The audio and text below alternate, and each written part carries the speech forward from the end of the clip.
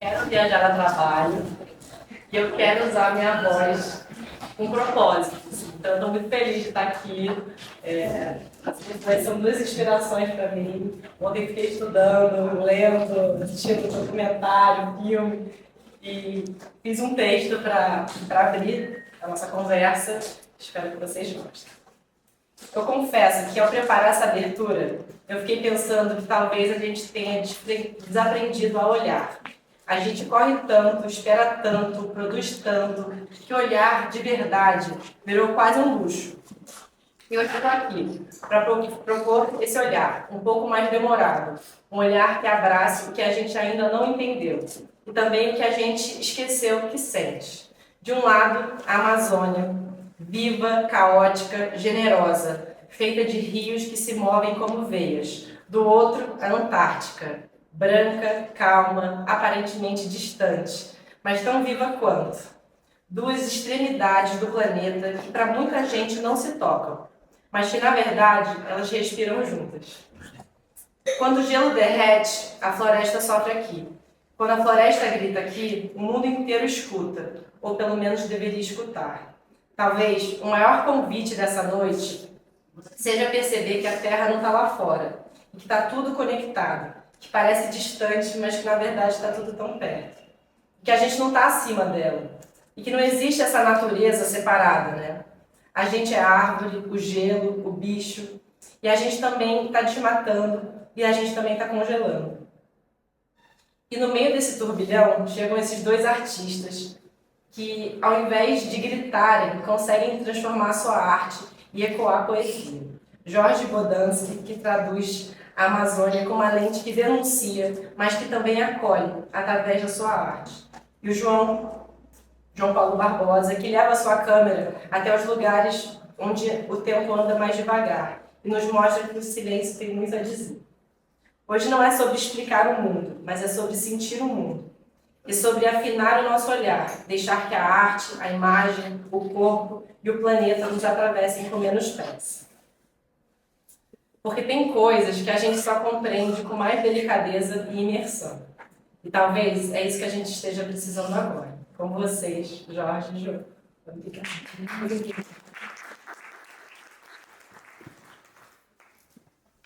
A gente combinou, fez uma conversa, né? Há umas 2, 3 semanas atrás, e eu perguntei sobre a infância dos dois, né? A gente começou a conversar e o que eu achei mais bonito foram as sincronicidades das histórias de vocês, né? Eu queria que vocês contassem um pouquinho, né? Como é que foi essa grande paixão, de onde surgiu essa conexão sua com a Amazônia e a sua com a Antártica? Falando sobre a infância, é engraçado, porque eu cresci a 2 quadras daqui, na Alameda Franca, esquina com a Rocha Azevedo. Eram casas, né? E eu tinha um jardim nessa casa, e nesse jardim tinha uma tartaruga, tinha gato, tinha cachorro, passavam umas cabras, né? Vendendo leite que a gente tomava direto, né? Então, aqui, essa região de São Paulo já era quase um mato, um pouco abaixo do Ibirapuera, que antes do parque, aquilo era uma várzea. Eu desci de bicicleta para ir pescar no Marinho, na várzea do Ibirapuera. Eu, desde garotinho, naquela época, ele podia ficar na rua, a gente ficava o dia inteiro na rua, né? Só voltava para casa na hora de tomar banho e jantar. E a rua era a grande aventura, né? A gente inventava os passeios e criava as coisas. Eu no jardim de casa inventava a cabana, cheguei até a dormir, né? Um monte de pedaços de madeira, não tinha cabana de acampamento, mas fazendo foguinho, fazendo umas batatas. Então esse espírito de aventura, de correr mundo, já faz parte de mim desde o início, né? E mais tarde, quando eu fui para a Universidade de Brasília, em princípio eu optei por arquitetura, mas não com muita convicção de fazer arquitetura. Eu comecei então a me interessar por fotografia e cinema lá. Mas esse momento que eu saí de São Paulo, fui para Brasília, foi que me abriu os olhos. Eu comecei a ver, enxergar o Brasil. Como paulistano, eu conhecia a Europa, tudo, mas eu jamais tinha olhado para dentro, né? Então, chegando em Brasília, e tendo colegas do Brasil inteiro, ali, colegas do Sul, do Norte, do Nordeste, e me chamou a atenção, puxa vida, é um Brasil que eu vivo nele e não conheço ele, né? Então, a partir daí, eu me abri os olhos para o Brasil e comecei a viajar com mais. E cheguei à Amazônia numa dessas viagens, que foi a trabalho. Bom, vou parar um pouquinho para ouvir o João Paulo. Interessante te falar que ele cozinhava batatas, eu acampava no quintal dos meus pais desde que eu tinha 5, 6 anos de idade e eu cozinhava ovos, né? Aí eu acordava, ia na cozinha, pegava ovos, fazia fogueirinha, eu já queria estar do lado de fora. E quando eu era adolescente, porque eu tenho tecnicamente 30 anos a menos que o Jorge, mas quando eu era adolescente o Jorge já tinha, quer dizer, eu nasci no ano que Iracema foi para o cinema. E então, quando eu era adolescente, eu vi na Rede Manchete, né, o Igor na Antártica e o Jorge me marcou muito. Eu falei assim, nossa, que um brasileiro viajando num veleiro francês para a Antártica, e eu fiquei encantado, maravilhado, porque eu sempre gostei da natureza, do silêncio e das viagens. E já falei isso e repito aqui, né, muito inspirado por você, pela sua coerência, pela sua arte. Até minimalista, né, porque você é só você, sua câmera, equipe pequena, eu sempre achei isso tão fantástico de você poder realizar muitas coisas de forma compacta, sem precisar ter uma entourage, uma grande produção. E cresci e fui para a Antártica, né, onde eu estive 10 vezes, viajando no mesmo veleiro, com a mesma família que o Jorge viajou. Então, um círculo bonito que se fechou nessa minha vida da Antártica. E o ano passado, quando eu terminei a 10ª viagem, né, Carolina teve uma ideia, estamos aqui. Então, eu sou da natureza, a minha infância, eu fui criança, mas eu acho que eu continuo vivendo numa certa infância, eu acho que eu vou levar essa infância para sempre, sabe? O que a Antártica te ensinou, assim, que não está em nenhum livro? Por exemplo, quando eu vi o Igor na Antártica, recomendo que vocês assistam, é um belo filme que o Jorge fez em 87, né? Sobre esse menininho que era o Igor, que era o filho de um capitão de um veleiro polar, e de repente esse cara tem hoje 41 anos, a filhinha dele vai nascer essa semana, e o tanto que o Jorge aprendeu com essa família, eu também aprendi, porque é diferente você ir para a Antártica num veleiro com uma família, sei lá, libertária, no sentido que eles resolveram escolher uma vida sem vizinhos e sem CEP. Foi diferente, porque a Antártica do meu imaginário de adolescente era exatamente aquilo, você chegar num barco em silêncio, sem poluir, e interagir com aquele universo maravilhoso. E eu pude viver isso, sabe? Então, eu fui tocado pela Antártica de uma forma muito mais profunda, porque eu desejei a Antártica sem pessoas, sabe? Uma Antártica intocada, uma Antártica com altos desbravadores do século passado, mas essa Antártica ela já não existe mais. A Antártica hoje ela é colonizada por uma colônia com 57 metrópoles, sabe? 200 estações, um turismo massivo. Né, de certa forma, essa volúpia, não só científica, mas geral, incluo todo me referindo ao turismo, ela não está fazendo bem para aquele lugar. Né? Eu fico imaginando a Amazônia se a governança brasileira tivesse decidido, não, vamos deixar a Amazônia sem estradas. A Amazônia você só chega de barco, de avião. Né? Então, mas esse acelerar que é próprio do capitalismo, ele é muito rápido.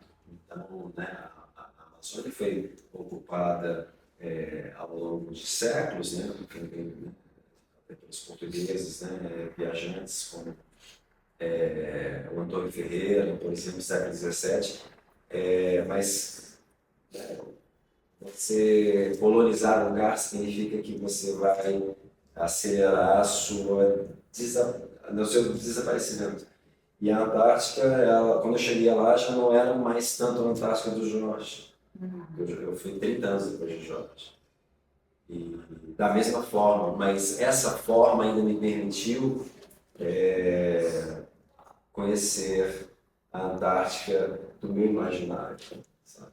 Mas assim, turisticamente você entra, só para resumir, né, se você entra num esquema tipo turístico, você vai ver uma Antártica fake, digamos, no sentido que você está no parque, que está todo mundo simplesmente preocupado em fazer selfie. Porque a Antártica, para mim, é um lugar que a gente fica em silêncio, mesmo dentro de um barco com 10 pessoas, a gente ainda consegue manter o silêncio. Você consegue manter o silêncio num grupo pequeno, num lugar que é feito para o silêncio. E esse silêncio, para mim, ele é muito importante, foi muito importante e é muito importante para eu me perceber melhor e perceber quem eu sou nesse mundo. Então, meu trabalho ele é muito voltado também para dar voz à Antártica, como o Jorge dá voz à Amazônia e outros lugares. Eu escolhi a Antártica como um dos lugares que para mim faz sentido ser um canal, uma ponte de comunicação. Em resumo, é isso. E essa relação com a Amazônia? Como é? Eu vejo, João, agora há uma similaridade muito grande, quer dizer, não só vamos dizer, climática, mas também da percepção, né? Para você sentir a Amazônia, você tem que estar em silêncio, você tem que ouvir a floresta, né? A floresta é linda, né? A floresta é uma sinfonia. Se você não há um barulho de motor, pessoas conversando, todo mundo tirando selfie, você não está vendo a floresta, né? E é uma semelhança incrível, né? Você viajar, você conhece a Amazônia também, né? Você viajar de uma forma que não perturbe o ambiente, né? Não faça barulho, não crie marolas, né? E ouvindo a floresta, deixar a floresta entrar dentro de você. Não é só a floresta dos animais, das plantas, mas das pessoas que moram lá, né? A gente sempre imagina a Amazônia como um deserto de gente, mas não é isso. Ao contrário, a Amazônia sempre foi ocupada, né, por indígenas, por ribeirinhos e hoje mais recentemente por quilombolas. Então existe muita gente que mora lá e que, assim como os animais das artes, né, eles fazem parte do ambiente sem agredi-los, sem você não vê as pessoas que estão lá não precisam agredir a floresta para sobreviver, sempre viveram em parceria com a floresta, né? E para você perceber isso, você tem que ir aberto, né? Você tem que, dificilmente você pegando uma estrada com um carro, mesmo que você pague a beira da estrada, a própria estrada já rachou, já é um corte tão profundo na Amazônia que é uma ferida que está aberta ali. Então você não vai ter jamais a percepção daquilo que realmente é esse lugar. É a mesma coisa fantástica. Você vai num navio de turismo, aquele navio é tão grande que é impossível você perceber a Antártida da janela de uma escotilha de um navio de turismo. Isso quer dizer, um veleiro, não, o veleiro te dá isso, assim como uma embarcação pequena, né? De preferência remo na Amazônia, você não precisa ir longe, não. Você sai perto de Manaus, tem comunidades ali, pega uma canoa e pede para o cara desligar o motor e vai remando. Você vai sentir uma outra floresta, né? Pensando, né, como é que a gente cria aí um manual, né? Porque eu mesmo, quando eu cheguei aqui, eu não tinha noção, né, que chegar de navio na Antártica era tão ruim para a natureza. Catastrófico. Catastrófico. E eu fico pensando como é que a gente consegue sair, talvez, de uma bolha intelectual e realmente traduzir isso para um público maior, né? Porque às vezes a pessoa nem sabe que está fazendo uma viagem que está atacando o meio ambiente. Então, a minha dúvida é como é que a gente cria uma comunicação mais acessível mesmo, assim, porque eu acho que, né, pessoas que estão aqui, a maioria é mais politizado, tem um interesse, né, de ver o mundo de outras formas, mas e a pessoa que ainda não tem essa consciência, como é que a gente faz esse despertar? Isso é interessante. No ano passado eu fui curador da Mostra de Filmes Polares e eu convidei um jovem daqui de São Paulo, oceanógrafo, que estava fazendo mestrado na Antártica, e ele mora em alguma comunidade de São Paulo, eu não sei porque eu não sou de São Paulo, não me lembro. Mas ele se comunica com os jovens e todo o público, mas por meio de vídeos e TikToks, e ele é um oceanógrafo da USP, e ele é uma pessoa que eu percebi que está conseguindo comunicar questões complexas de forma mais fáceis. Eu achei fantástico isso. E hoje eu vi na internet uma postagem do Carlos Burle. Carlos Burle é um surfista famosão brasileiro, e ele postou a foto de um olho de uma baleia que ganhou o prêmio Oceanographic, blá blá blá, um monte de prêmio. Era um olho gigante da baleia. E aí ele falou, ao final, infelizmente essa baleia foi avistada na Polinésia 3 meses depois dessa foto, morta, porque ela tinha sido atropelada por um ferry. E aí eu comentei, enfim, o seguinte, eu falei, olha, exatamente isso acontece na Antártica, cerca de 20 a 25 baleias são atropeladas todas as temporadas por navios turísticos apressados. Então, obrigatoriamente, pelo Tratado da Antártica, você tem que ter 2 observadores o tempo inteiro vendo se tem baleia, se não tem baleia. Só que eles não têm isso e eles não respeitam a velocidade de 10 nós. Então, uma coisa pode... enfim, as coisas estão muito conectadas, porque essa baleia que morreu na Polinésia, ela estava na Antártica. Então, eu acho que pessoas como o Carlos Burle, ou pessoas que têm uma audiência, como você, pessoas que têm voz, são chaves para poder comunicar questões relacionadas à crise climática, digamos. Sim. Sabe? Agora, é muito interessante assim, pensar. Vou fazer uma pergunta, aproveitando.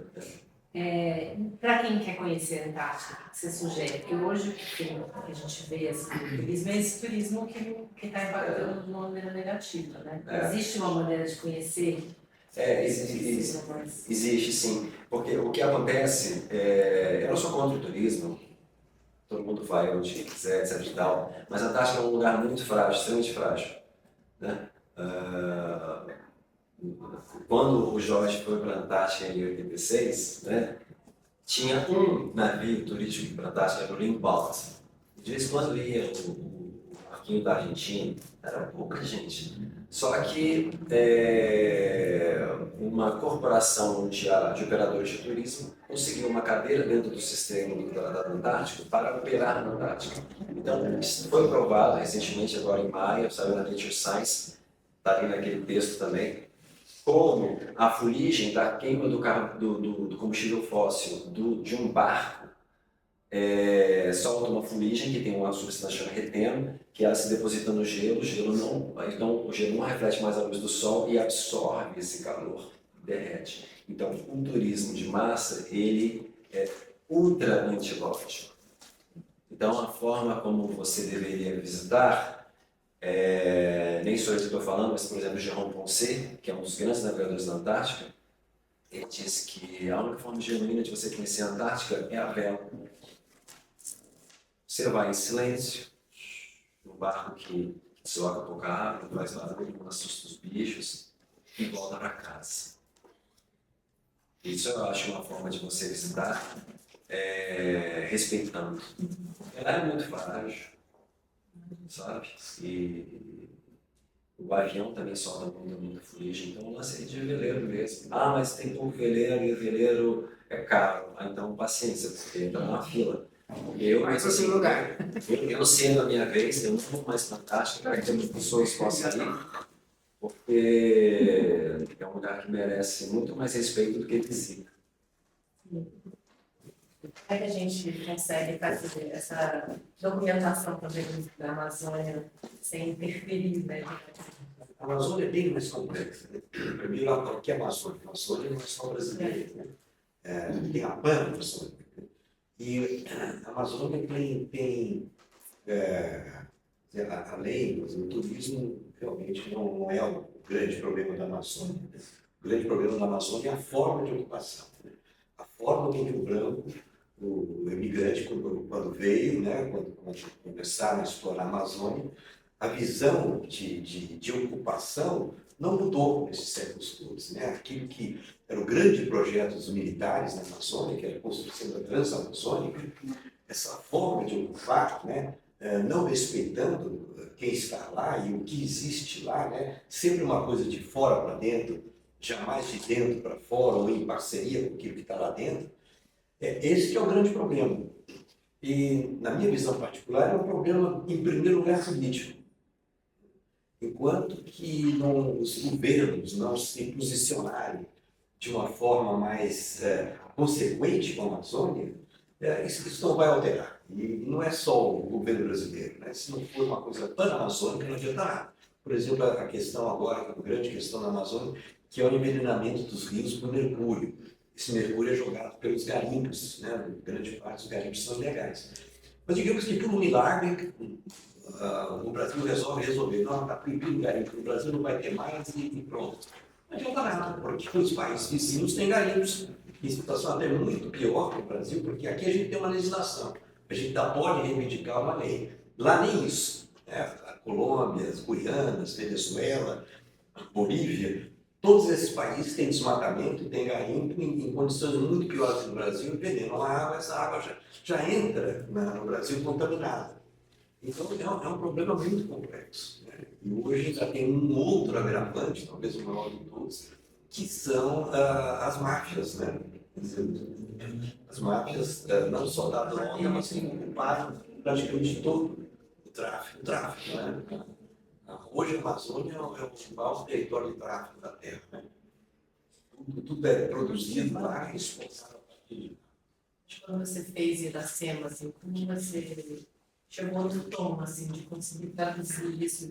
O filme Iracema, uma Transamazônica, que coincidentemente está em cartaz nos cinemas em São Paulo nesse momento, foi meu primeiro trabalho como diretor. E eu cheguei a ele, é uma longa história, mas a primeira vez que eu fui à Amazônia, eu trabalhava como fotógrafo, freelancer da revista Realidade, da editora Abril, que era uma revista que na época dos anos 70 abordava temas bastante ousados, ainda no limite daquilo que a ditadura permitia. E eu fui acompanhar um repórter fazer uma matéria em Paragominas, que fica na Belém, Brasília. Isso foi em 68, Paragominas, a Belém, Brasília não tinha asfalto, né? E era um posto avançado para Paragominas. Estava começando a surgir as primeiras fazendas de gado, as queimadas e tudo. Ele foi pesquisar a matéria, que acabou depois não acontecendo, e me deixou esperando no posto de gasolina na beira da estrada. E eu fiquei assim olhando o que acontecia nesse posto de gasolina. Durante o dia era um posto de abastecimento, né? Lanchonete, borracheiro. E de noite esse mesmo lugar se transformava num grande bordel. Né? Os chofés traziam as meninas, geralmente menores de idade, ficavam ali, depois trocavam de caminhão e eram levados adiante. Um grande entreposto, né? Vamos dizer, de tudo, né? Não só as meninas, mas do contrabando de madeira e tudo que você possa imaginar. Né? E eu pensei, se um dia eu contar a história da estrada, eu vou contar através desses dois personagens, o chofer de caminhão e a menininha que se prostitui. Eu levei 6 anos para conseguir convencer o produtor da TV alemã, eu trabalhava como câmera para a TV alemã, de conseguir o financiamento desse filme. Então esse filme partiu dessa ideia, né?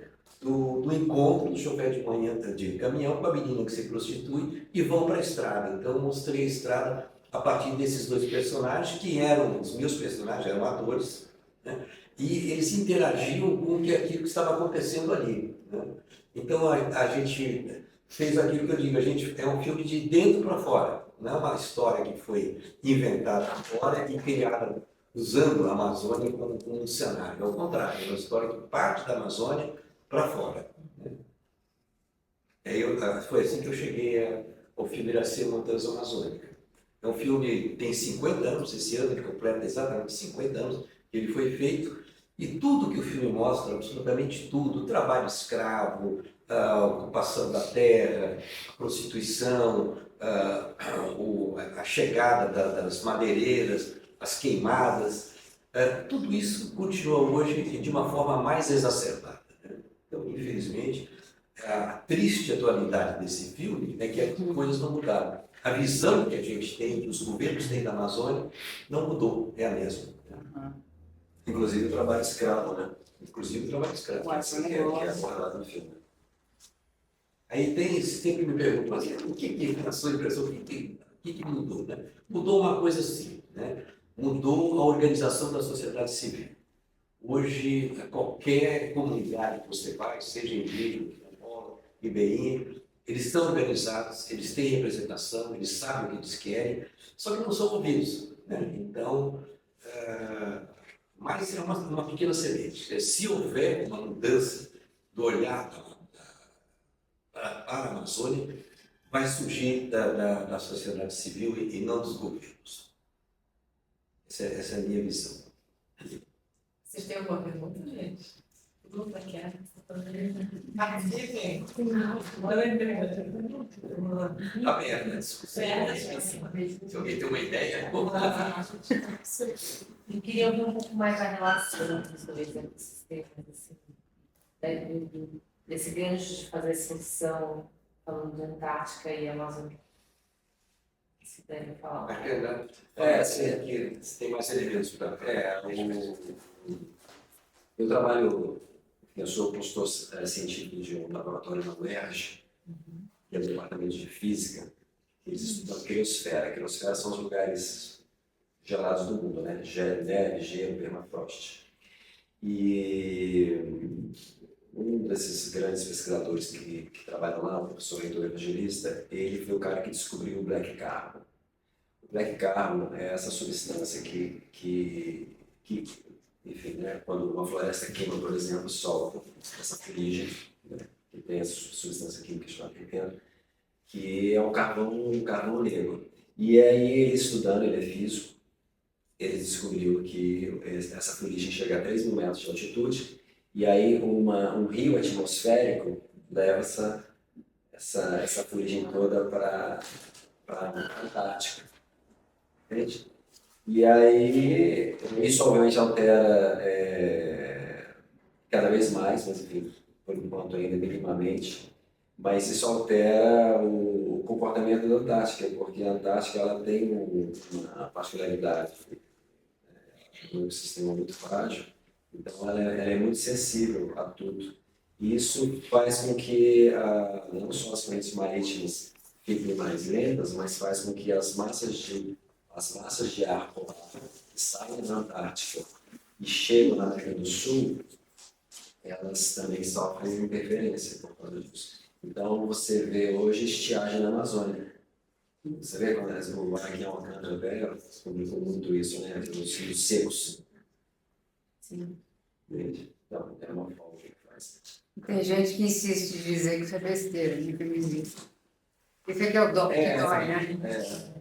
Aí está caindo na cabeça, o pessoal fala, não, bobagem. Então, tem a ver também com a quantidade de água na Amazônia que chega no oceano, a quantidade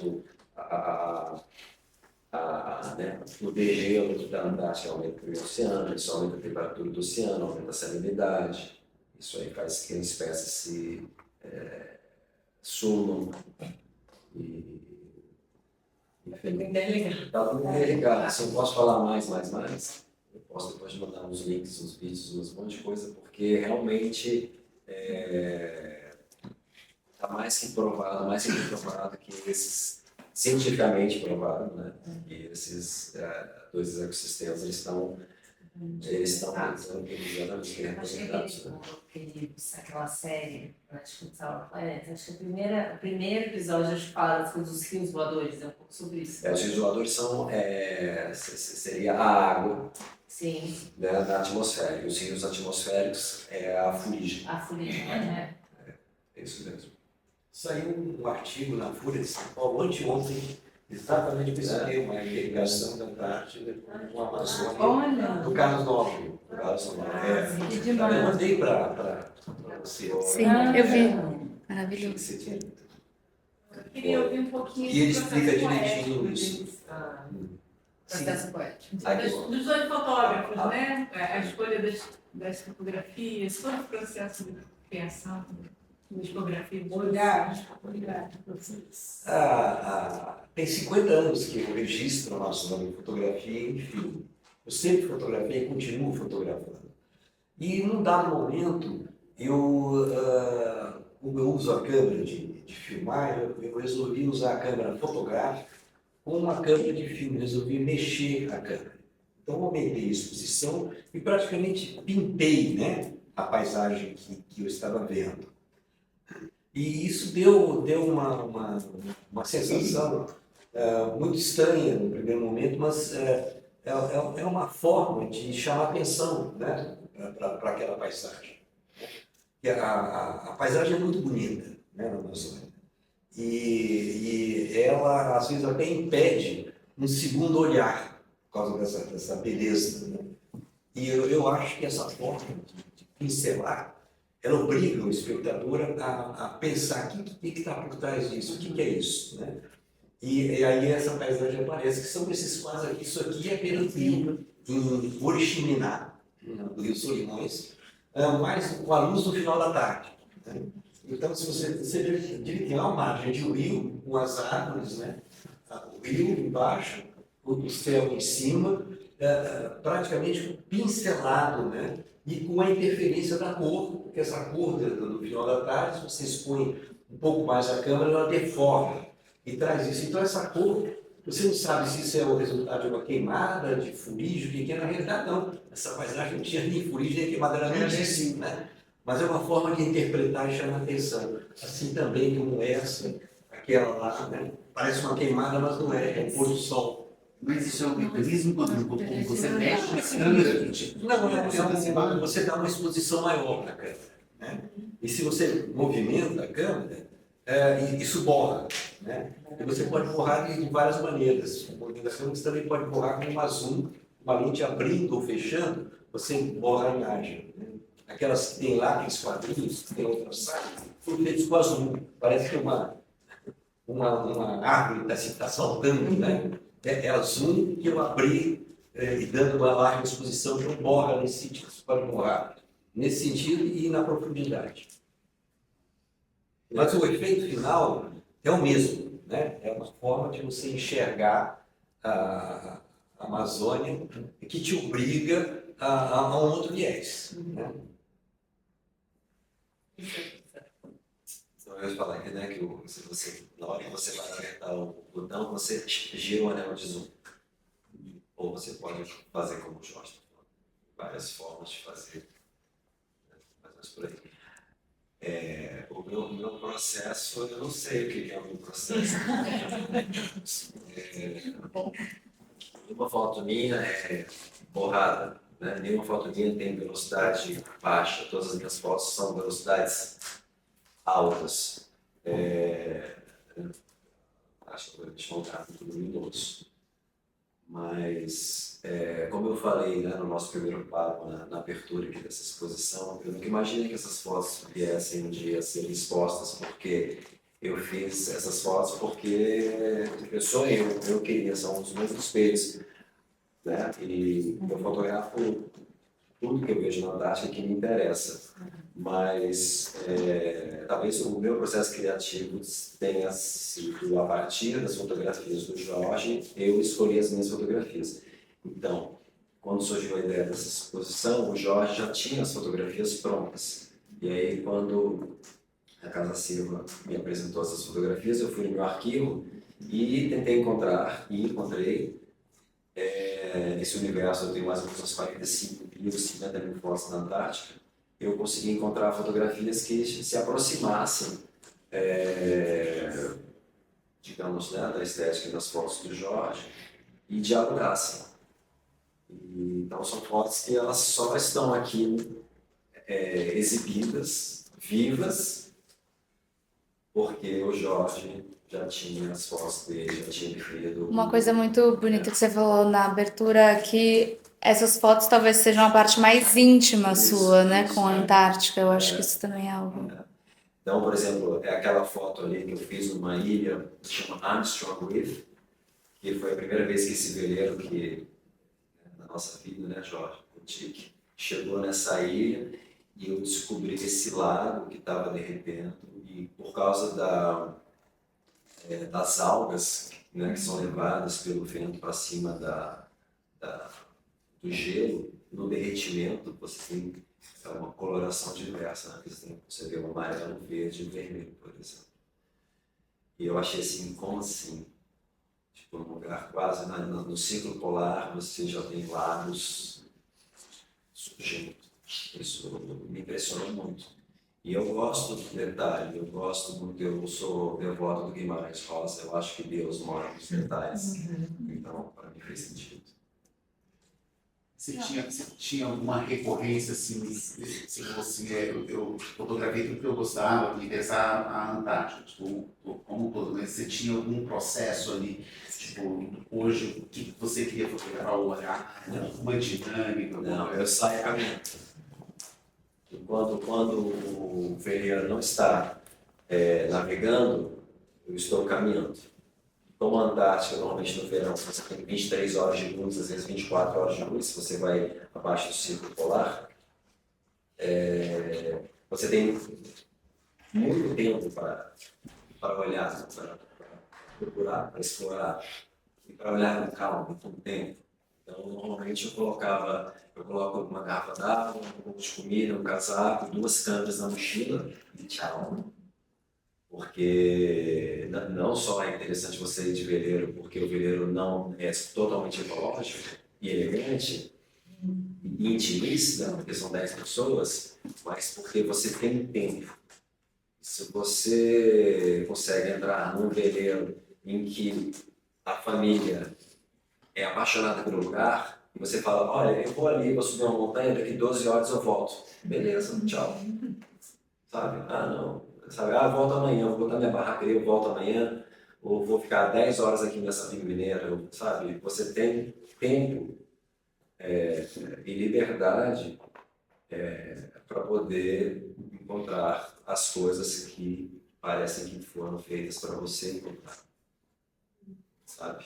E quando eu falo assim, eu saio por aí, caminho, você mas a gente tem, né, um rádio, o tempo inteiro falando com veleiros, você tem GPS, tem sistema de segurança, faz assim, né? Porque não é um... Eu medito, todo dia. Não vejo lá, você vejo também. Muito, nossa, eu tenho uma foto que eu fiz quando 3 pessoas que foram conosco numa viagem. Os 3 eram praticantes de meditação, era um casal e mais uma moça. De repente, eles, por conta própria, eles encontraram um lugar lindo, assim, uma pedra, de repente, estavam os 3 meditando, aí, de repente, eu passei, eu olhei e fiz essa foto, sabe, os 3 olhando para o mesmo lado, assim, sabe, aquela postura de lótus, assim, que você vê que a pessoa faz todo dia, naquela coisa, enferrujada, e uma beleza, uma serenidade, sabe, pessoas que estão ali realmente para ouvir o silêncio. E a última vez que eu fui, no ano passado, a Starlink já está na Antártica inteira. E foi assustador que eu estava no barco com mais 11 pessoas e 11 pessoas com o celular fazendo selfie. E eu fui a única pessoa em 30 e tantos dias que não abriu a porcaria do celular, porque ali não é para você no celular, sabe? Você pode até pegar o celular e fazer uma foto, mas se comunicar, você assassina a oportunidade de viver o silêncio da Antártica. Então, uma coisa que eu acho que mudou muito da minha geração antártica para a geração antártica do Jorge é que esse distanciamento, que eu acho que é super fantástico, que faz parte da identidade da Antártica, essa distância, você não ter comunicação com o mundo exterior, a gente já perdeu isso. O que você viu na Antártica, Jorge, que você poderia contar, assim, da sua experiência que difere do que o João conta de hoje em dia? Foi um momento que a gente se aproximou da Antártica. Eu fui com essa família, né? Família velha. E o casal e o filho do casal tinha 3 anos na época. O Igor, que é amigo e parceiro do João, e a Sofia, que é a mulher do Érica, que estava grávida, né? Da Alguinho, que também está esperando o bebê. E foi um acaso também essa história, porque eu trabalhava para o Globo Repórter e gosto muito de velejar, sempre gostei, sempre tive barco. Eu morava no Rio de Janeiro, na Marina da Glória, era um ponto de abastecimento, de encontro dos velejadores de alto mar, que davam volta ao mundo, e também daqueles que iam para a Antártida, dos poucos barcos que desciam até a Antártida. E eu estava procurando, sugerir uma matéria para famílias que moram em barco. Eles toparam fazer, eu fui lá na Marina da Glória, procurando assim, um barco que tivesse pai, mãe e filho ali dentro, e vi o barco do Oreg com o Igor de 3 anos, bati, subi, comecei a conversar com eles, achei bacana, né? Eles toparam fazer. A gente fez uma matéria que ficou muito bacana no Globo Repórter. E a gente foi até Ilha Grande, voltou, e aí o dono do barco falou, nós estamos descendo para a Antártida. Você não quer ir junto? Olha, que desafio. Tem convite, né? Maravilhoso, né? Dá um pulinho aí. Eu consegui a participação da TV Manchetes foi em 84. Não, 87, né? O filme saiu em 87, acho que é 86. E eu consegui uma pequena participação da TV Manchete, que na época tinha um equipamento todo poderoso, uma imagem linda, né? E a TV francesa, o canal FR3, da TV francesa, que hoje é o RT, que eu já tinha feito outros trabalhos antes, mas como era muito em cima da hora, né? Eles toparam fazer, mas não me adiantaram dinheiro, né? Então, você faz um filme e a gente compra o filme e depois exibe, né? Aí eu fui com a cara e a coragem, e na última hora o produtor francês, que eu tinha convidado para ir junto, né, o Bartô Alegre, ele desistiu, não pôde ir. Aí eu levei a minha filha lá em Nice, né, que tinha 16 anos na época. E a única condição que o capitão do barco, Alegre, falou o seguinte, eu não levo quem tem apendicite, né, porque se você tem uma reclamação de apendicite, você morre. E a Laís tinha acabado de operar apendicite. Você tem todas as condições para ir, vamos lá. E em plena ditadura na Argentina ainda, a gente foi de avião até Buenos Aires, dali depois tinha que pegar um avião para Ushuaia, que é a última cidade, né, no extremo sul. E Ushuaia era um presídio militar, né? Não existia tudo no Ushuaia. A única maneira de chegar ao Ushuaia é pelos aviões militares, o equivalente ao Correio Aéreo que tinha no Brasil. E a gente conseguiu realmente levar todo o nosso equipamento, a nossa turma, num avião militar e descemos no Ushuaia. E o Oleg estávamos esperando no Ushuaia com o veleiro, né? Aí embarcamos e Jerome Ponce estava lá também, ele foi um pouquinho depois. E o Oleg é uma figura muito, muito interessante. Era, na época, uma das poucas famílias que de fato viviam no barco sem nenhuma relação com a terra. Eles não tinham carro, não tinham casa, não tinham aposentadoria, nada. Viviam exclusivamente no barco, né? E tinham essa criança. Eu falei, bom, o que eu vou fazer na Antártida? Eu preciso ter um pretexto para fazer um filme, né? Eu achei o Igor, o garotinho, tão despachado, né? Ele andava no barco com tanta desenvoltura, e o Oleg me mostrou umas fotos dele mexendo com o pinguim e tal. Falei, vou fazer um retrato desse menino, né? Vou fazer um portrait do menino que vai para a Antártida e brinca lá com o pinguim e focas, como as crianças aqui brincam com cachorro e gato, né? Foi com esse objetivo que eu fui, né? E quando a gente se aproxima da Antártida, é um de veleiro, é uma sensação, não dá para descrever. É como se você saísse da Terra e começasse a entrar no outro mundo, pelo cheiro, pela paisagem, né? Então, pouco a pouco, você vai chegando, e você vai chegando num lugar nenhum, porque não tem ninguém para te receber, não tem ninguém que vai exigir teu passaporte, ninguém vai querer saber se você tem dinheiro, não tem dinheiro, quem você é, quem você não é. Você chega num lugar absolutamente utópico, né? Um lugar da Terra onde não tem fronteira, onde não tem governo, onde pode tudo, né? Você e os bichos somente, né? Então, essa sensação que eu tive quando eu entrei na Antártida foi assim, a maior espanto, a maior sensação que eu tive na minha vida, eu diria até hoje, chegar num lugar desse que é um lugar absolutamente utópico, né? Você não tem como descrever isso, né? Não tem território, não tem Uma liberdade total, você sai onde você quiser. Mas Ninguém vai te dizer que não pode, alguém pode. Mas há uma convergência, né? Porque se há esse lugar utópico na Antártica, a Amazônia é considerada um Eldorado, né? Também um lugar utópico, né? E vocês dois, né? Com tantas décadas de diferença, estão fotografando o utópico e o distópico também. E eu acho interessante porque essas fotos do Jorge são atípicas, não tem nada a ver com a obra dele, eu acho. Né?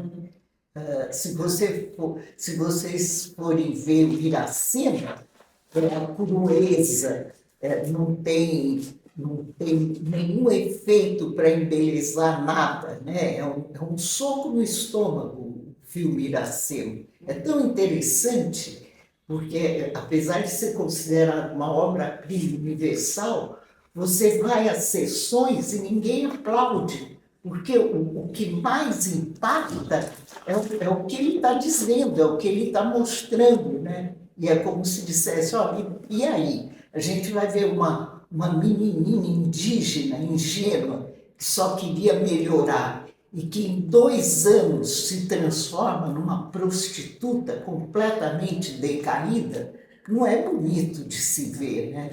Então eu acho interessante o Freud já mostrava que o homem não é um anjo de candura, né? E eu acho que nas 2 situações, quem atrapalha a natureza é o homem, né? Então eu fico pensando a utopia dos jovens quererem ir para a Antártica. Até hoje ele foi, seguindo as pegadas do Jorge, e os mais jovens vão seguir a sua pegada. A mesma coisa com a Amazônia e a mesma distopia nos 2 lugares, né? É muito interessante você estar falando isso, Márcia, porque eu vejo muito as corporações turísticas na Antártica profanam este silêncio, essa beleza, essa utopia e prostituem os lugares. Do mesmo jeito que como o Ministério do Turismo do Nepal vende as montanhas, dado as montanhas sagradas originalmente pelos povos originários como mercadoria, eu vejo muito uma relação muito de apropriação, de prostituição, de escravidão, como se os verdadeiros donos da Antártica, que são os bichos a princípio, mas o mineral também é dono, não fossem nada. Né? Então, Um colonizador, e a gente normalizar os absurdos. Normalizar o absurdo. Cara. Eu acho, por exemplo, assim, saber que 115 mil pessoas foram para a Antártica agora na última temporada é assustador. Então, assim, toda a oportunidade que eu tenho, nos últimos 2 congressos da Antártica, até hoje mesmo nesse comentário do Carlos Bulli, eu falo tudo. Vocês não estão fazendo o que a Antártica merece, pelo contrário. Então, é uma distopia. Uma coisa mais doida. Os índios sabem preservar, sabem cuidar da floresta. Os brancos vão lá e destroem tudo. Eu diria que na Antártica só os velejadores vagabundos, porque vagabundo é a palavra que vem do francês, né? Vagabundo, você vai de ontem em ontem, sabem cuidar. Somos os indígenas.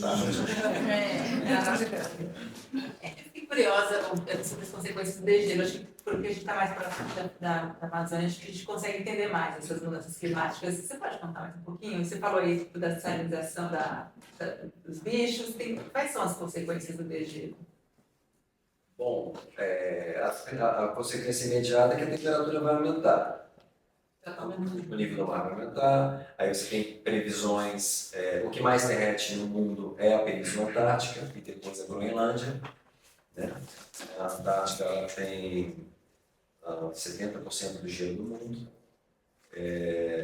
então a temperatura aumenta, isso faz com que os ciclos naturais vegetais sejam alterados. Então, por exemplo, uma lavoura ela vai ter um ciclo mais lento. Né? O fato da temperatura aumentar vai interferir em vários processos climáticos, de precipitação, né? As chuvas, tormentas e ciclones. Né? Aumentando o nível do mar, enfim, a temperatura da água ela aumenta, ou seja, aumentando a salinidade, afetando os corais, por exemplo. Então, toda enfim, a cadeia biológica ao redor do Oceano Austral está sendo afetada por isso. Existe algum risco de bactérias que Sim. possam estar... Sim. Não, muita coisa interessante vai surgir, interessante para o bem e para o mal. Por exemplo, agora esse mês saiu a notícia que os cientistas descobriram ondas escuras, ondas eletromagnéticas escuras embaixo da camada de gelo, porque a Antártica é uma montanha coberta de gelo. E é uma onda escura que é similar à onda do buraco negro. Os cientistas russos descobriram a 3.000 metros de profundidade um lago que tem fungos e bactérias adormecidos há milhares de anos. Né? Então, Se vierem à tona, vão ferrar para mim. muita coisa vai Você acontecer. não sabe se é problema ou não. A natureza se refaz, o problema somos nós, né? A natureza se refaz. Essa eleição da gente achar que a gente não é natureza, né? Como sempre lembra o Krenak, que a gente é realmente natureza, é uma pena. Mas, por exemplo, outra coisa do degelo. O fitoplâncton, ele precisa do gelo para se desenvolver. Né? O fitoplâncton, ele é o alimento do zooplâncton, que por sua vez é o alimento do crio, que é uma das 80 espécies de crustáceo, que é tipo um camarãozinho, que é a base da alimentação de baleias, pinguins e focas. Então, essa massa de crio, ela está sendo alterada, você vai ter menos alimento, e isso altera o comportamento dos bichos, ou seja, os bichos eles têm que ir mais para o sul para se alimentar. Então, as colônias, por exemplo, de pinguim que você tem, cada vez mais as colônias de animais elas estão indo mais para o sul, porque a temperatura está aumentando. E isso altera o comportamento animal numa escala em que a própria reprodução deles é alterada. Então o aquecimento global ele mata de diversas formas. Né? Estou tentando organizar meus pensamentos aqui para perguntar para vocês. Então, é muito interessante essa interação de vocês com esses lugares. E aí me passou pela cabeça também, enquanto você viveu várias vezes o ambiente de calor, enquanto na Antártica é o frio, e eu acho que esse fator influencia muito na nossa percepção também, na nossa sensibilidade. Eu queria saber de vocês isso, né, esse tema prático. Você falou que você coloca uma mochila de comida nas costas, e como funciona isso na prática? Esse dia de vocês lá, essa vivência de vocês. E também, eu estava pensando sobre isso, que a natureza se refaz, e a gente não tem controle sobre nada, e tudo vai mudando o tempo todo. E a gente também tem que se adaptar, enfim, enquanto seres aqui humanos. E o que vocês viram na prática dessa transformação positivamente? Né? Alguma coisa que vocês viram durante as idas de vocês, que vocês viram que a natureza se adaptou, que os animais se adaptaram de alguma forma, que eles aprenderam a conviver com aquela mudança, ainda que brusca, enfim, algo positivo para a gente... se vocês viram isso, né, em loco ali, essa coisa da adaptação animal, enfim, do que está acontecendo, né, que não é bom, mas que retratar o ambiente de alguma forma se adapta e cria formas. Eu posso falar da Amazônia, né, porque eu não tive sentimento da Antártica, em todos os aspectos, né, tudo. Né, então, você olha, as coisas estão profundamente alteradas. Né? Mesmo aquilo que aparentemente uma floresta parece intocável, mas ela perdeu, digamos, grande parte da fauna.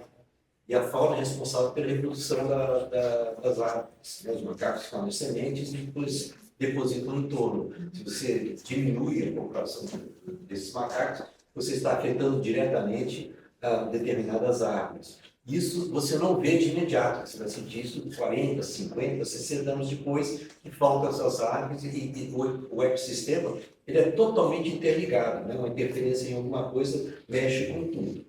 Então, eu não sei o que te dizer, né? Tudo muda realmente o tempo todo, mas a questão é a velocidade do que muda. Né? Então, não dá tempo, talvez, né, das espécies se adaptarem na velocidade que eles precisariam se adaptar para sobreviver em novos ambientes, inclusive nós. Né? E é isso, eu concordo com o Jorge, porque a velocidade da mudança é muito mais rápida do que a capacidade esses animais se adaptarem. Então, por exemplo, o pinguim era uma árvore que voava 100 milhões de anos, morava, né, como uma ave africana, a Antártica era colada na árvore. E foram milhares de anos para uma ave, para o pinguim ave se transformar num pinguim nadador. E agora, com a temperatura elevada, eles estão desesperados, na verdade. Tem colônias assim que você vê que cada vez mais colônias grandes, menores, o grupo se dividindo, entende? E onde o ser humano toca na Antártica, está em ruína, na minha opinião. Eu fotografei cerca de umas 30, 40 estações abandonadas e não abandonadas. É horrível, é feio, não tem nada que é feito pelo ser humano na Antártica é bonito, nada. Salvo alguns artistas que vão lá, fazem instalações, ou alguns aventureiros que atravessam a Antártica a pé, em silêncio, isso é lindo. Mas, no geral, é decadente, na verdade. Né? O ser humano está perdendo a oportunidade de se relacionar com o último continente ainda não tocado de uma forma colonizadora, grotesca e violenta. Só você vê pela própria história da Antártica, né? O ser humano chegou na Antártica em 1819, de 1819 a 1825, mais de 5 milhões de espécies foram mortas, entre pinguins, focas, elefantes marinhos, leões marinhos e baleias, né? Para alimentar o momento europeu da época, né? Lamparinas, né? Eletricidade, os próprios ossos da baleia que você faz espartilho, enfim, né? Casacos de pele, tudo isso era muito valorizado. Então a certidão de nascimento na Antártica já é violenta, uma certidão brusca, assim, tipo, um nascimento terrível e mesmo com o advento do Tratado da Antártica, que freou essa cobiça humana lá, mas você vê que na Antártica existe cooperação e competição ao mesmo tempo. As bases dos países, elas cooperam entre si, mas eles se odeiam. E tem países lá que se odeiam publicamente. Né? Por exemplo, a Austrália e a China e a Rússia. Sabe? Tem umas grandes potências lá que se provocam. Né? E o grande ponto é que a Amazônia faz parte de 9 países. A Antártica é colonizada por 57 países. Daqui 23 anos, o Tratado da Antártica acaba. Aguardem. E aí? Como é que a gente pode dar? Eu acho que esse você falou de inventar, criar, encontrar formas e fórmulas para comunicar que aquele lugar é o espelho da humanidade e se a gente cagar lá, a gente perdeu todas as nossas oportunidades de mostrar um pouco de decência para o planeta. Então, vale a pena contribuir com isso, com essa comunicação mudança mesmo, sabe? Enquanto a inteligência artificial não cria o curso do amor, né? A gente tinha um Covid-19 que deu logo 19. Porque é sério, né? Porque realmente isso é muito rápido, as coisas estão acontecendo muito rápidas. Eu acho que é importante de trazer exposições como essa, que trazem conversas, né, que mostram um lado não tão bonito, mas através das fotografias a gente consegue ver a beleza, né, nesses lugares.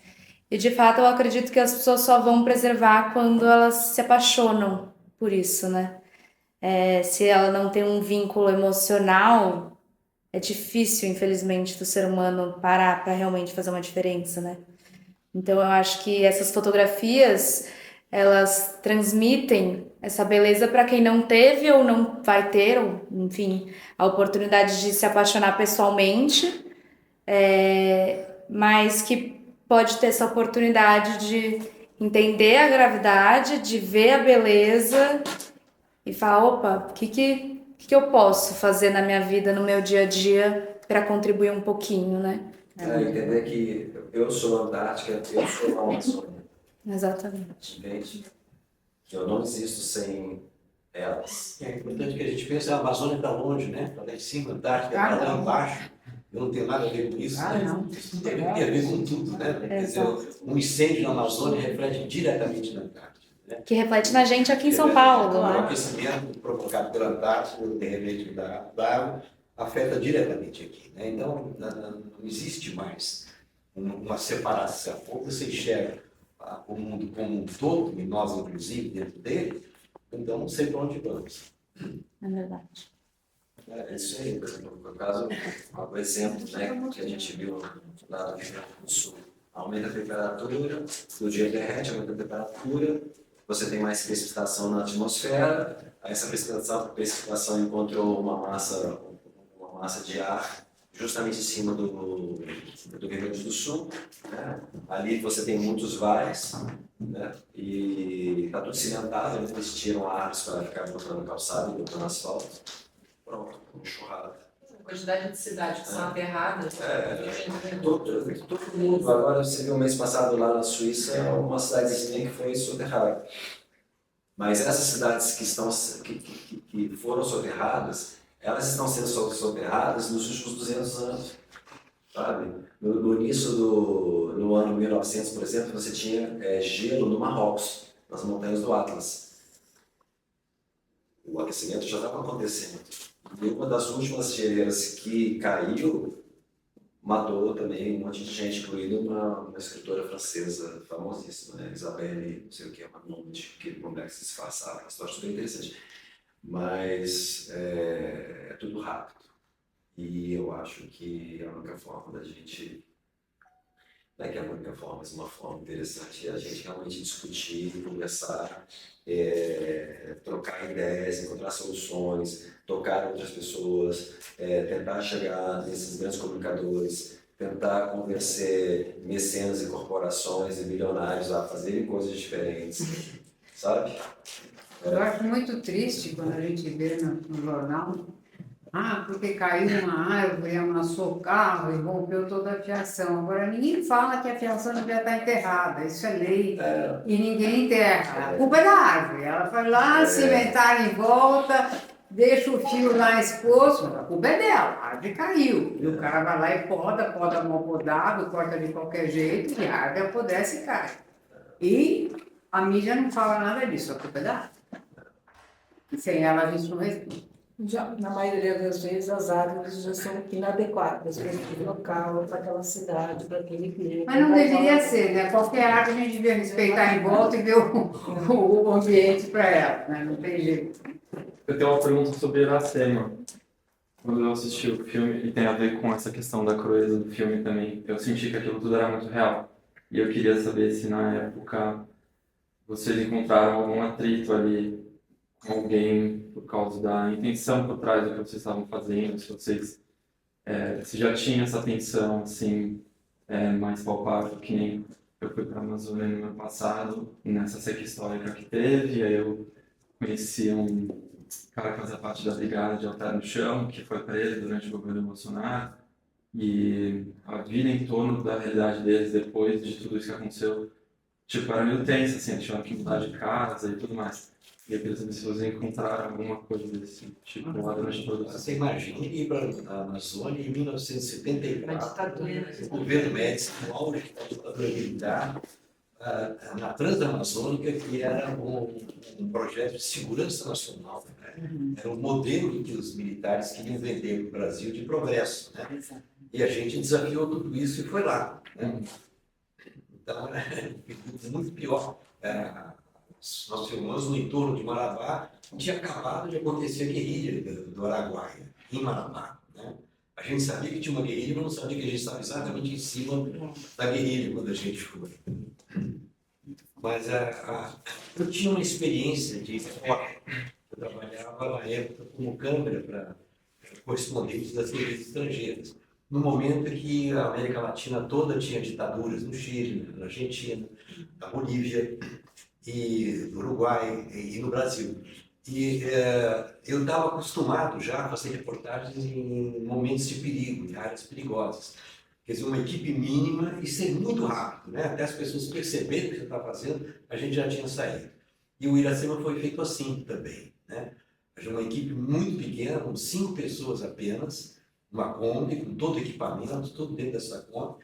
A gente chegava no lugar e eu sabia que nesse lugar nós vamos discutir tal tema, Pereira provocava, a gente filmava e dava no pé. Quando as pessoas se davam conta quem são esses aí, a gente já estava longe. Já tinha fugido. Vocês já tinham filmado todas aquelas reações maravilhosas que tipo, vão rolando no filme. Assim.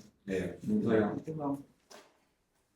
Eu fico pensando no Iracema na Antártica, né? Que seria os turistas, seria o esgoto das bases indo para o mar, pilotos de helicópteros da Argentina e do Chile que pousam em cima de pinguineiras. Eu tenho filmes disso, até no Americlink, entre dois polos, ele cita, inclusive, o prefixo do helicóptero argentino, e eu viajei numa expedição, organizando uma expedição argentina, e eu vi, filmei, enfim, né, um militar chileno pousando em cima, vi militar chileno dando uísque para pinguim bebê, o pessoal da base, Grande Muralha, base chinesa, jogando futebol com o pinguim. Então parece que esse lado perverso do ser humano, ele chega até, ele invade a utopia. Tinha uma música do Chico, chamada Fado Tropical, que eu acho muito linda, que ele diz assim, que ele visualizava um dia que o rio Amazonas desaguaria no Tejo, né? Então eu fiquei pensando, né, como metáfora também poderia desaguar lá na Antártica, né? Já que vocês têm tanta convergência. Né? É isso, né? Temos a presença aqui do meu amigo Nelson Barreta, foi mais de 20 vezes para a Antártica e tem uma visão bem realista também, né? Do que é a verdade. Porque não faço vocês fantasiar, né? A Antártica é linda, nossa, que beleza. Não é, não. Não é. Pois é uma perspectiva exotizante também da natureza, né? Esse turismo ecológico, né? Isso que vocês disseram. Eu acho que para mudar, né, também é preciso mudar uma posição subjetiva, né? Dessa perspectiva de docilizar a natureza, né?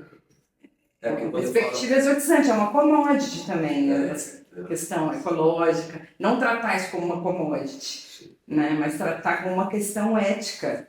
E aí eu acho que realmente alguma coisa pode girar. Né?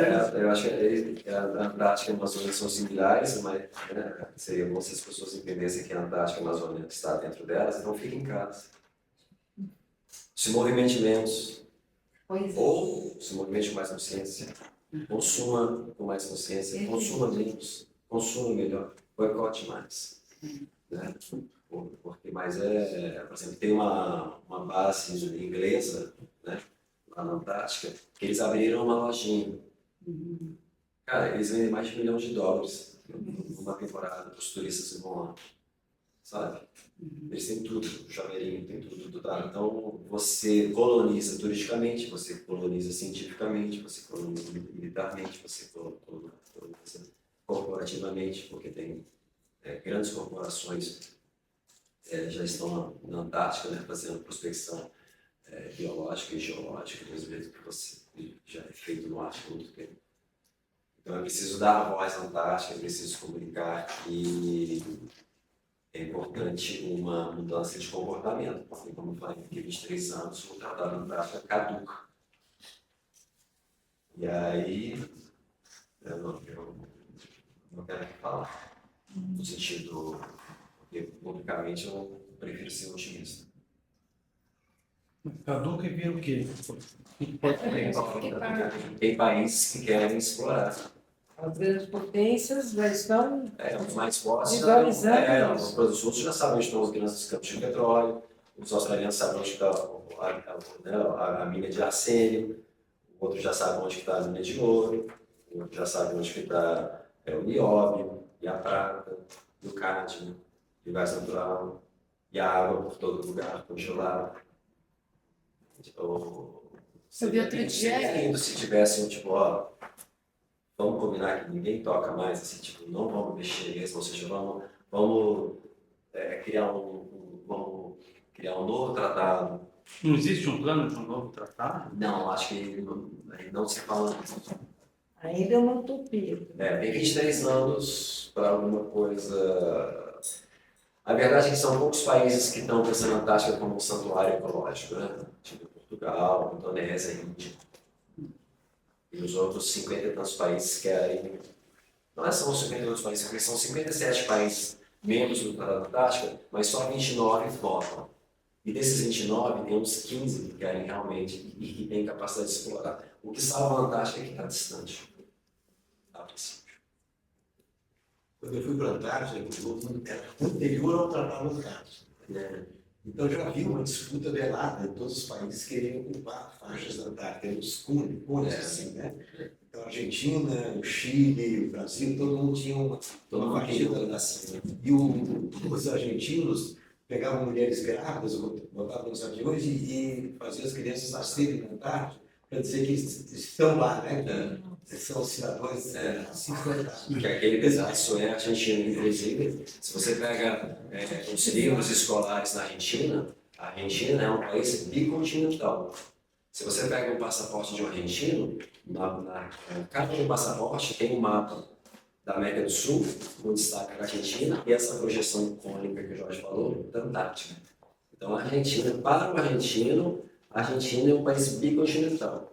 Ou seja, a mesma coisa para o Chile também, né? É uma coisa Chile, né? Quando a gente visitou uma base chilena, semi-abandonada, deixada, era a ditadura militar do Chile, né? Então, eles queriam apenas ter uma presença simbólica. Então, tinha uns recrutas, coitados, que passaram o inverno lá, morrendo de frio e de fome. A gente foi lá alimentar eles e tinha uma placa assinada pelo Pinochet, dizendo que esse território é chileno pela nação ou pela força.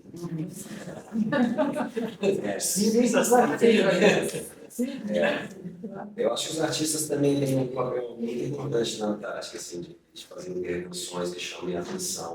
Tem vários artistas incríveis fazendo coisas incríveis para comunicar artisticamente, inclusive tem a Bienal do Fim do Mundo, né? A última aconteceu, acho que em 2006, 2007, que artistas de vários países vão para lá comunicar isso. A montanha mais alta da Península Antártica chama Mount Jackson. Monte Jackson, seria o nosso Jackson do planeta.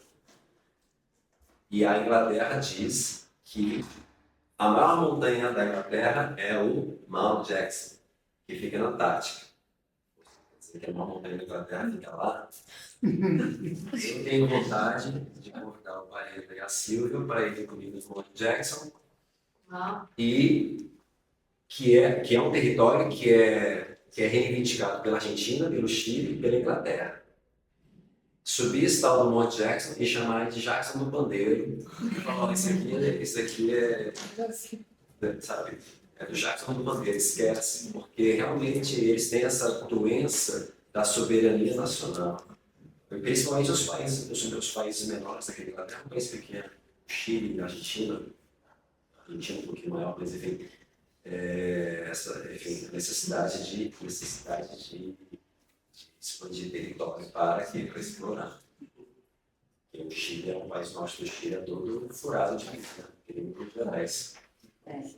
Então é bem complexo. Está chegando no final. Não sei. No final, tudo no final. No início. Ainda bem que é o final ao lado de vocês. Acho que quer falar alguma coisa? Não, eu só queria dizer, o objeto dessa exposição, né?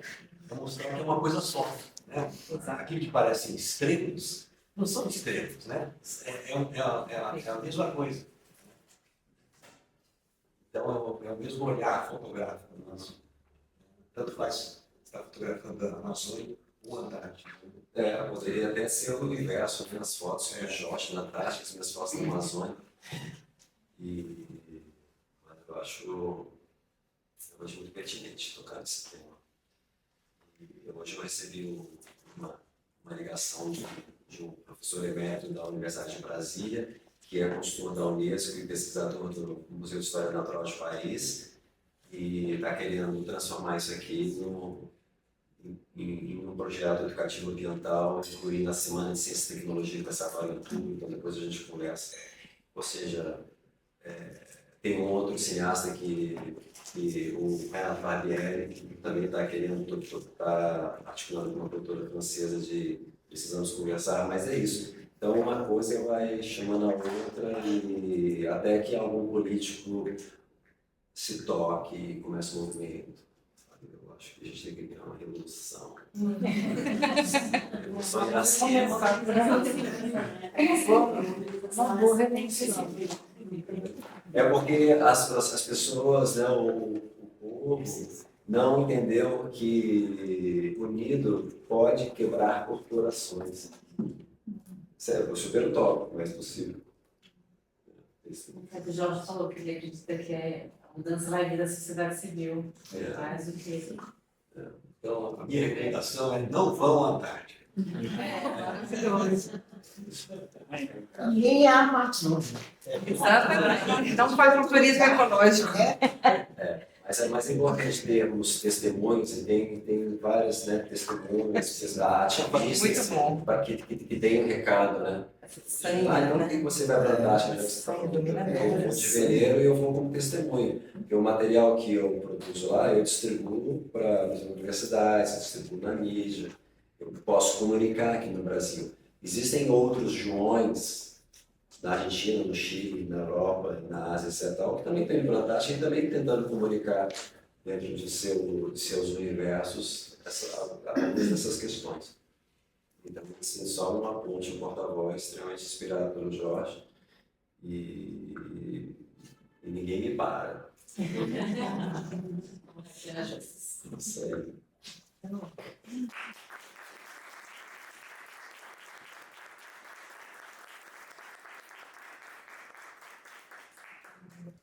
Obrigada, André.